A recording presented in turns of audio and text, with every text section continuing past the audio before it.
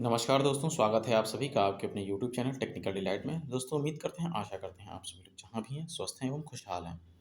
दोस्तों government of Rajasthan की तरफ से ये नोटिस पब्लिश हो चुका है कल की डेट का। आप सभी को होप्स हो कि मिल भी गया होगा। जहाँ तक मुझे मोस्ट प्रोबेबली उम्मीद है, जिसको नहीं भी मिला है, इससे रिलेटेड जो भी जानकारी है उसके बारे में आज हम यहाँ पे डिस्कस करेंगे।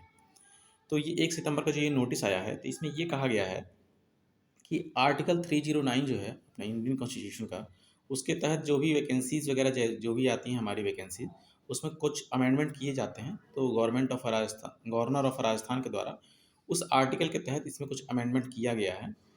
ठीक है? तो वही चीज़ें यहाँ पे रखी गई हैं।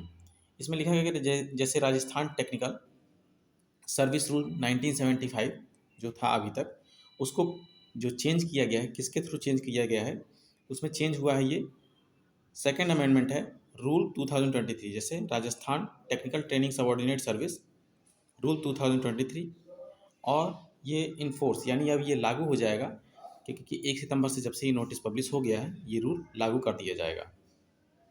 ठीक है? और यहाँ दिया गया है कि सेकंड पॉइंट में amendment of a schedule, the existing schedule appended to Rajasthan technical training subordinate service rule 1975 shall be substituted by the following नेमली।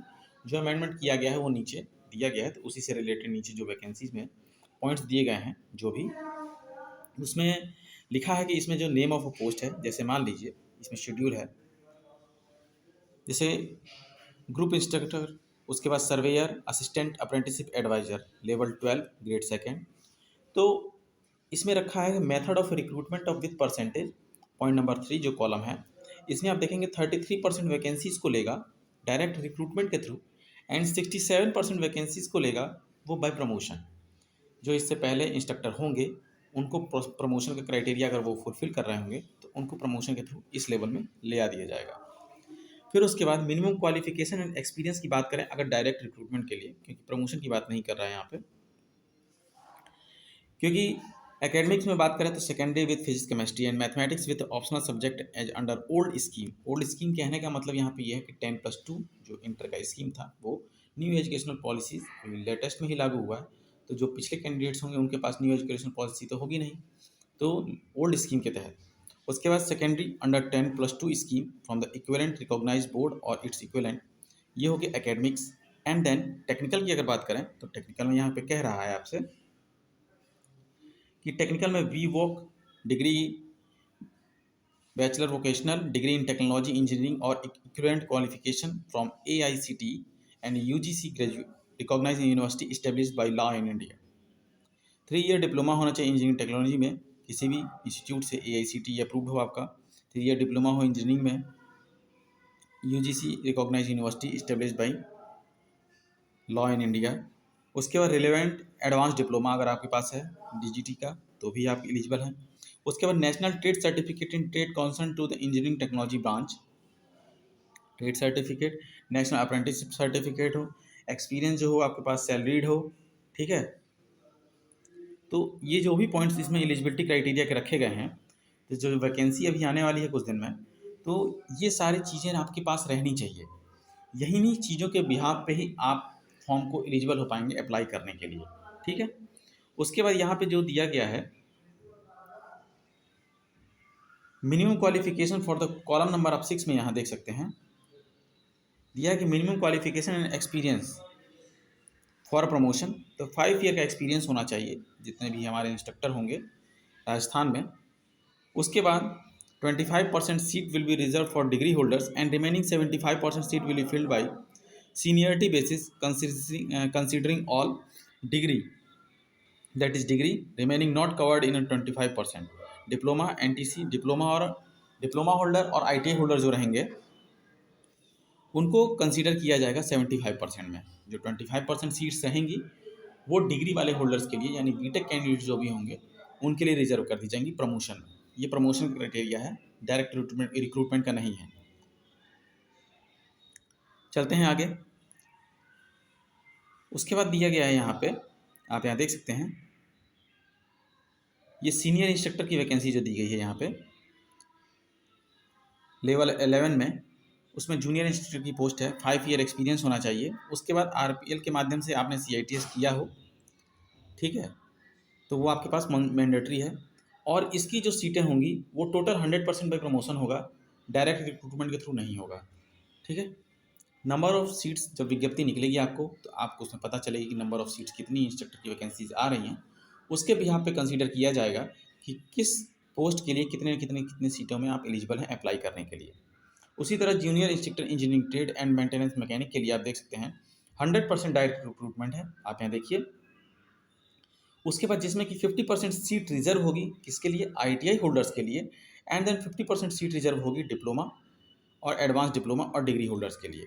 ठीक है। एकेडमिक में आपका same criteria, technical qualifications, and then after इसमें देखिए यहाँ पे क्लियरली मेंशन कर दिया गया है, national craft instructor certificate in any one of the variant under DGT for those trade where course under the CITS are available. ठीक है। तो आपके पास सीआईटीएस मैंडेटरी है वहाँ पे होना, कि आप विदाउट सीआईटीएस कैंडिडेट एलिजिबल नहीं हो पाएंगे राजस्थान के इंस्ट्रक्टर में अप्लाई करने के लिए। उसके बाद 3 ईयर डिप्लोमा होना चाहिए आपके पास। फिर उसके बाद आप देखेंगे diploma in relevant trade, advance diploma हो आपके पास। ठीक है। अप्रेंटिसशिप हो, एक्सपीरियंस होना चाहिए आपके पास। एक्सपीरियंस का क्राइटेरिया भी जो डीजीटी का नियम है उसके अनुसार सेम है। डिग्री होल्डर्स के लिए 1 ईयर का एक्सपीरियंस, एंड डिप्लोमा होल्डर्स के लिए 2 ईयर का एक्सपीरियंस, एंड आईटीआई होल्डर के लिए 3 ईयर का एक्सपीरियंस मैंडेटरी है यहाँ पे। ठीक है। उसके बाद देखिए यहाँ पे दिया गया है NCIC issued under the scheme RPL under CITS equivalent to regular one। एक RPL के माध्यम से जो कैंडिडेट CITS करते हैं वो रेगुलर से CITS हुए कैंडिडेट के इक्विवेलेंट होता है, यानी बराबर समकक्ष होता है। तो वो कैंडिडेट्स भी इसमें एलिजिबल हैं अप्लाई करने के लिए जिन्होंने RPL से CITS किया हुआ है। ठीक है। वर्कशॉप कैलकुलेशन के लिए भी सेम क्राइटेरिया है। ठीक है। लेवल 10 की ये जॉब है। ये भी 100% वैकेंसी होगी डायरेक्ट रिक्रूटमेंट के थ्रू। बाकी एलिजिबिलिटी क्राइटेरिया जो भी है मैंने आपको एक जगह बता दिया, वही सब सेम रहने वाला है। मैं अब बात करूंगा खाली कि डायरेक्ट रिक्रूटमेंट आपकी जो होगी वो 100% सीधी भर्ती से होगी या प्रमोशन से। उसके बाद जूनियर इंजीनियरिंग ड्राइंग में भी देखें तो आपकी 100% वैकेंसी इसमें आपकी डायरेक्ट रिक्रूटमेंट के थ्रू ही होगी।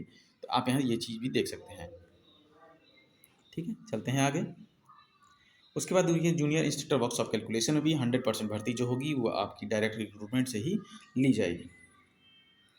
उसके बाद देखिए junior instructor non engineering trade में आप देखिए 100% भर्ती 100% भर्ती जो होगी डायरेक्ट रिक्रूटमेंट के थ्रू ली जाएगी।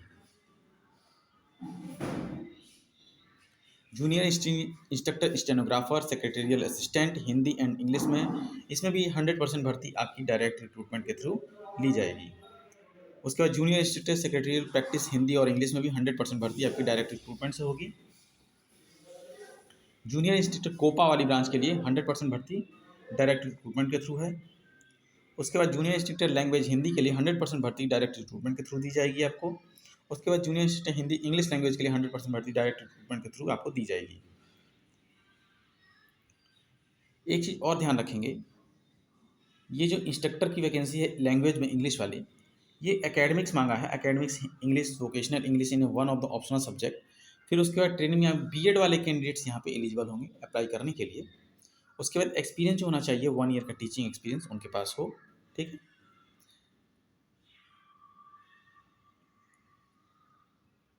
तो यही सब सेम क्राइटेरिया सभी जगह रहेंगे, सभी में डायरेक्ट रिक्रूटमेंट है। एक्सेप्शनल केस में जो आपको मैंने पहली वैकेंसी बताई थी वो केवल उसी में केवल जो आपकी सीटें हैं 33% सीटें बाई प्रमोशन रखी जाएंगी, क्योंकि वो सीनियर इंस्ट्रक्टर की पोस्ट है। ठीक है। जिसमें कि 25% उसमें भी जो वहाँ के कैंडिडेट्स होंगे इंस्ट्रक्टर 25% सीटें रिजर्व हैं। बाकी सारी जितनी भी वैकेंसी आएगी वो आपकी डायरेक्ट रिक्रूटमेंट के थ्रू ही रहने वाली है 100%। तो यही एक इम्पॉर्टेंट अपडेट आप सभी को देनी थी, और उम्मीद करते हैं कि इससे पहले जो कुछ भी रहेगा, जो भी क्राइटेरिया रहेगा कहीं का भी, उसकी वैकेंसी की अपडेट मैंने आप सभी को प्रोवाइड करवा दी है। अगर फिर भी आपका कोई क्वेरी रहता है तो मुझसे कमेंट बॉक्स में कमेंट करके पूछ सकते हैं। आप हमारे टेलीग्राम ग्रुप को ज्वाइन कर सकते हैं, मुझे इंस्टाग्राम पे फॉलो कर सकते हैं, ताकि आपको सारी अपडेट पल पल की हमेशा मिलती रहे। अगर आपके लिए ये वीडियो हेल्पफुल है तो वीडियो को लाइक करें, चैनल को सब्सक्राइब करें, दोस्तों में शेयर करना ना भूलें। वीडियो में बने रहने के लिए धन्यवाद।